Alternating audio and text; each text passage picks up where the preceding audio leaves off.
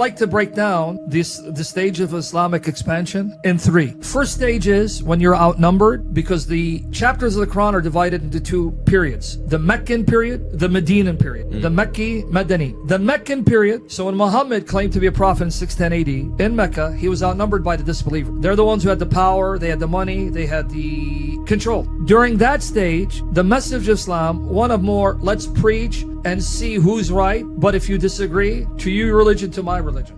That's stage one. So when he said it's not real Islam, well, they're in the same circumstances Muhammad was when he was outnumbered. So what part of Islam will they implement? Stage one. When the people in control, in charge, outnumber the Muslims, and the Muslims have no means of subjugating the people and taking control of their economics, politics, and every other aspect of society. So this is Islam in stage one. From 610 to around 622, Muhammad, or 623 they'll say, 13 years, was living in that context of being outnumbered. So if you read the chapter of the Quran composed during that period, you'll find very little on fight those who fight you. Very little on fight those who don't believe like you. Very little, if at all. Then he migrates to Medina. This is all in Arabia. Medina's to the north. Now he becomes the head of state. Now stage two. Fight those who fight you and oppress you. Self-defense state. Fast forward 2 years before he dies, he conquers the entire Arabian Peninsula. All of Arabia is under his control. Now he has a huge military base. He now controls the economics. Now is stage three. Expand Islam militarily, politically. So when you say this is not real Islam, no, it is real Islam because of the stage in which Muslims are. Now, if you want to see this paradigm played out, look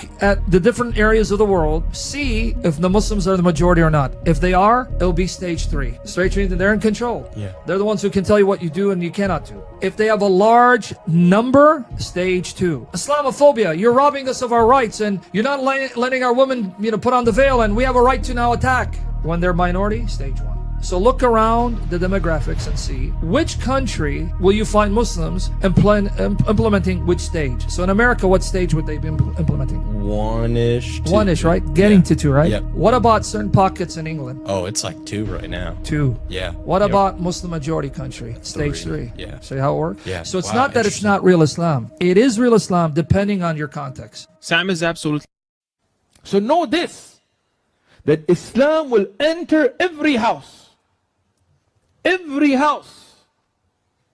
Don't worry about the Islamophobes. They can yap all they want. Their children will be Muslim. London is a Muslim.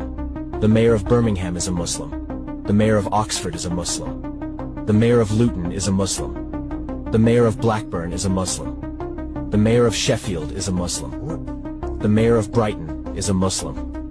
All of this was achieved by only 4 million Muslims out of the 68 million people in United Kingdom.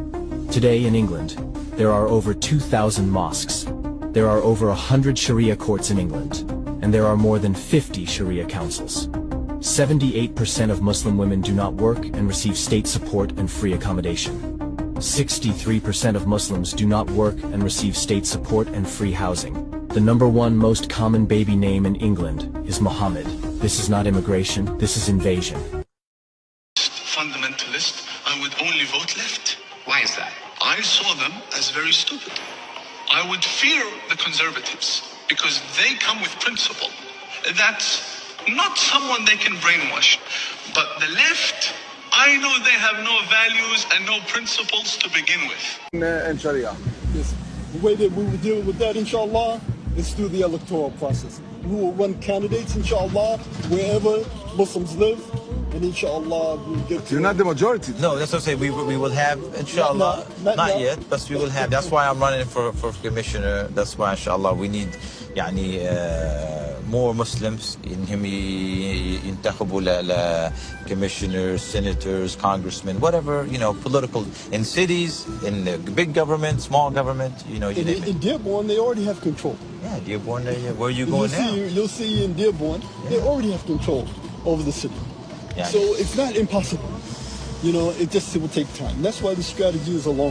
Member of the Minnesota State Senate. Mohammed Noor, member of the Minnesota House of Representatives. Jamal Osman, member of the Minneapolis City Council. Nadia Mohammed, mayor of St. Louis Park, Minnesota, the first elected Somali American mayor in Minnesota and one of the first in the United States. Aisha Chuktai, vice president of the Minneapolis City Council. Ilhan Omar, U.S. House Representative. Omar Fateh, Minneapolis mayor candidate. Abdi Warsami, executive director of the Minneapolis Public Housing Authority. Hamse Warfa, Deputy Commissioner, Minnesota Department of Employment and Economic Development. Fatia Firayate, Minneapolis Board of Education member. Suad Omar, City Council member, St. Louis Park, Minnesota. Former Minnesota State Representative. Farhio Khalif, activist and former candidate for Minneapolis City Council. Zoran Mamdani. Islam is not a religion, it is a political movement. Egypt was a Christian country and it was conquered by Islam. Yemen was Christian and Islam conquered it. Morocco was Christian and Islam conquered it. Iraq was Christian and Islam